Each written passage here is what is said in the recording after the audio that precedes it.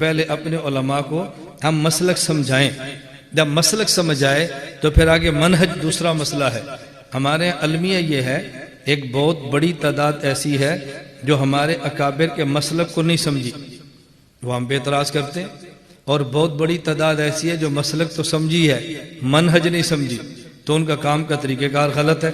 ہم بحمد اللہ تعالی مسلک بھی سمجھتے ہیں، منہج بھی سمجھتے ہیں، اس لیے نہ ہمیں کوئی عقیدے میں الجھن ڈال سکتا ہے، نہ ہمیں کوئی کام کے طریقہ کار میں الجھن ڈال سکتا ہے کہ آپ کو کام کرنا نہیں آتا۔ تو پہلے مسلک سمجھیں اور پھر کیا سمجھیں؟ منہج۔ اب اس میں باتیں تو بہت ساری ہیں، 2-3 عرض کرتا ہوں۔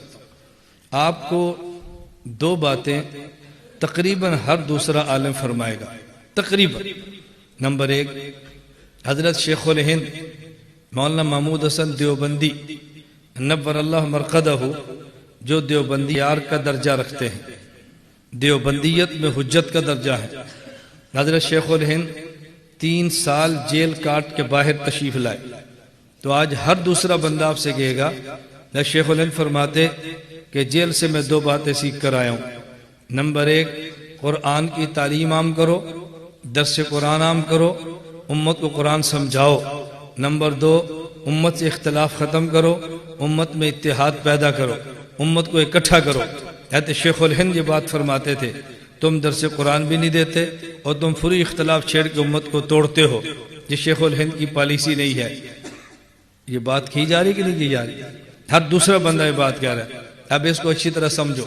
پہلی بات یہ ہے، حضرت شیخ الہند رحمۃ اللہ علیہ جیل گئے اور جیل سے باہر آئے، ان سمجھانے والوں سے پوچھو تم نے کتنی دن جیل کاٹی ہے،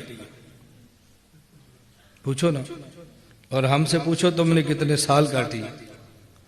تو جو 1 دن بھی جیل نہ گیا ہو وہ جیل والے کی بات کو کیا سمجھے، اور جس نے 7 سال کاٹی ہو وہ جیل والے کی بات کو نہیں سمجھا، اور ہمیں پڑھیاں پڑھاتے ہو۔ میں کئی بار ساتھی کہتا ہوں کہ میرے بیان تھے نا، ایک عنوان ہے تعجب، اس کو اکٹھا کرو، پوری کتاب بنے۔ مجھے تعجب کیا ہے، ہمارے حضرات جلسوں پر کہتے ہیں، امیر شریعت عطا اللہ شاہ بخاری سے کہ اس نے پوچھا شاہ جی کیسی گزری، فرمایا آدھی جیل میں گزری، آدھی ریل میں گزری۔ یہ ہمارے اکابر تھے، کہتے ہیں نا ہمارے اکابر کی زندگی کہاں گزری، امام ابو حنیفہ جیل، ایسے ہی کہتے ہیں، حضرت شیخ الہند جیل، حضرت مدنی جیل، ہمارے اکابر۔ اچھا، جب بتائیں گے تو وہ اکابر جو جیل والے ہیں، اور جب چلیں گے تو ان پر جو صرف ریل والے ہیں۔ نہیں سمجھے؟ میں غلط کہہ رہا ہوں؟ میں کوئی دعویٰ نہیں کرتا، بڑا دعویٰ نہیں کرتا، لیکن حقیقت ضرور کہتا ہوں۔ آپ کسی کو کہہ سکتے ہو ہماری جماعت عالمی اتحاد اہل سنت والجماعت کا جو امیر ہے وہ جیل والا بھی ہے، ریل والا بھی ہے۔ میں کوئی غلط کہہ رہا ہوں؟ کو بھی لاؤ جو جیل والا بھی ہو، ریل والا بھی ہو۔ ہم جیل والے بھی ہیں اور ریل والے نہیں، جہاز والے۔ میں بڑائی بیان نہیں کر رہا، امیر شریعت عطا اللہ شاہ بخاری 10 گھنٹے مشقت کی ریل کاٹتے اور ہمارا جہاز 10 گھنٹے اڑتا ہے تو ایک ملک سے دوسرے ملک میں جاتا ہے۔ تو ہم جیل والے بھی ہیں، ریل والے بھی ہیں۔ اگر اکابر ایسے ہی ہیں جو جیل ریل دونوں والے ہیں تو پھر آپ کو ہمارے ساتھ چلو گے۔ ہم جیل والے بھی ہیں، ریل والے بھی ہیں۔ تو میں کہہ رہا تھا بات سمجھو، حضرت شیخ الہند 3 سال جیل کاٹ کے تشریف لائے۔ حضرت شیخ الہند رحمۃ اللہ علیہ نے جو کارنامے سر انجام دیے وہ بندے کے علم میں ہونے چاہیے۔ بہت سارے کارنامے تھوڑے وقت پر میں بیان نہیں کرتا، میں صرف اتنی بات کہتا ہوں۔ حضرت شیخ الہند رحمۃ اللہ علیہ کے دور میں محمد حسین بٹالوی غیر مقلد عالم، جس نے غلام احمد قادیانی کو رشتہ تلاش کر کے دیا، یہ محمد حسین بٹالوی، اس نے انگریز کے ایما پہ امت میں تفرقہ بازی ڈالنے کے لیے ایک پمفلٹ شائع کیا جس میں چند مسائل لکھے اور فی مسئلہ کچھ روپے انعام کا چیلنج کر دیا۔ اس کا جس نے جواب دیا وہ شیخ الہند ہے۔ حضرت شیخ الہند نے جواب دیا اس کا، حضرت شیخ الہند رحمۃ اللہ جواب دیا ادلہ کاملہ، ان کی طرف سے پھر جواب آیا، ان نے اس کا جواب دیا مفتاح العدلہ. شیخ الہند نے پھر جواب الجواب لکھا ایضاح العدلہ. 150 سال گزر گئے ابھی تک جواب نہیں آیا. یہ شیخ الہند ہے. یہ کون ہے؟ یہ ہے شیخ الہند. تو شیخ الہند کی طبیعت اور عادت مبارک کیا ہے؟ امت میں اختلافات مت ڈالو، لیکن جب امت متحد ہو اور کوئی اختلاف ڈالنے کی کوشش کرے اس کا جواب دو تاکہ امت متحد رہے. میں امت میں اختلافات نہیں ڈال رہا. ہم کہتا ہوں بھئی یہ ہمارے ساتھ 10 گاؤں ہیں، جن میں سارے حنفی ہیں، سب ایک امام کے مقلد ہیں، سارے نماز پڑھ رہے ہیں. ایک باہر سے آفت آتی ہے، وہ نئی مسجد بناتے ہیں، نئی مسجد بنا کے 2 نمازی اکٹھے کرتے ہیں اور فروعی مسائل کی بنیاد پہ فرقہ واریت پیدا کرتے ہیں. ہم ان مسائل کا جواب دے کے اپنی قوم کو اکٹھا کرتے ہیں. تو آپ کہتے ہیں شیخ الہند فرماتے تھے امت کو مت توڑو. میں توڑ نہیں رہا، جو توڑنے کے لیے آیا تھا اس کو باہر بگا کے پھر امت کو جوڑ رہا ہوں. تو تمہیں کس نے کہا؟ اب ہماری پوری بات ہم سے سمجھو، ہماری کارگزاری ہم سے سنو، ہمارے اوپر اشکال ہے تو ہم سے پوچھو. شیخ الہند کا قول لیا، سمجھے خود نہیں اور استعمال ہمارے خلاف کیا جا رہا. اب آپ شیخ الہند کی پالیسی سمجھ گئے. حضرت شیخ الہند کی پالیسی کیا ہے؟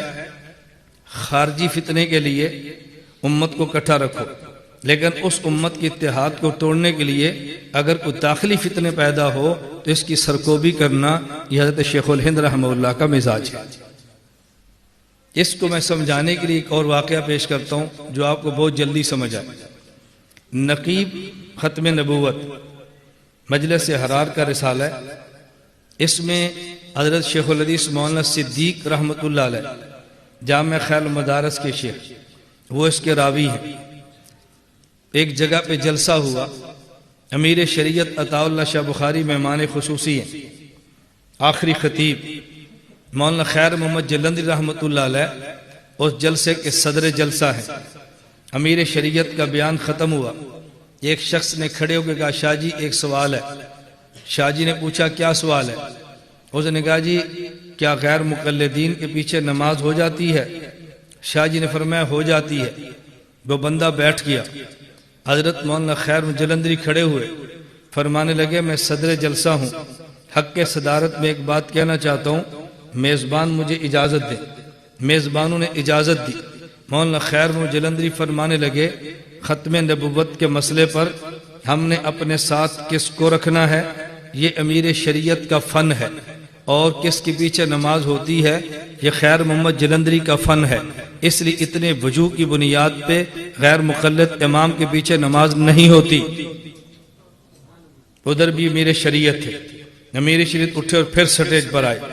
امیر شریعت اللہ شاہ بخاری فرمانے لگے مسئلہ وہ ٹھیک ہے جو مولانا خیر محمد جلندری نے بتایا. یہ تھے ہمارے اکابر. اسی سٹیج پہ حضرت مولانا صدیق صاحب رحمہ اللہ لکھتے ہیں یہ کیوں تھا؟ اس سوال کے پس منظر کیا تھا؟ غیر مقلدین نے گاؤں میں کام کیا، لوگوں غیر مقلد بنانا شروع کیا. تو غیر مقلدین نے کہا کہ دیکھو آج فلاں تاریخ کو جلسہ ہے، مولانا تعالی شاہ بخاری سے مسئلہ پوچھ لیں گے. اگر وہ کہہ دے ہمارے پیچھے نماز ہو جاتی ہے پھر تم اہل حق ہے نا، اگر وہ کہہ دے نہیں ہوتی تو ہم اہل باطل. انہوں نے کہا جی بالکل ٹھیک ہے. اس پس منظر میں شاہ جی سے سوال ہوا اگر مولانا خیر محمد جلندری نہ بولتے وہ گاؤں اہل حدیث ہوتا. کیوں؟ آپ کا مخالف سمجھتا ہے ہمارا مسئلہ کون سمجھتا ہے، ہمارے مسئلے کا ماہر کون ہے، ہمارے فن کے اونچ نیچ کون جانتا ہے. اس لیے وہ آپ کو اس کے پاس لے کر نہیں آئے گا، وہ آپ کو ایسی جگہ پہ لے کر جائے گا کہ جہاں اس ہیچ پیچ کو نہیں سمجھتے. اس لیے وہ وہاں پر آئے تھے.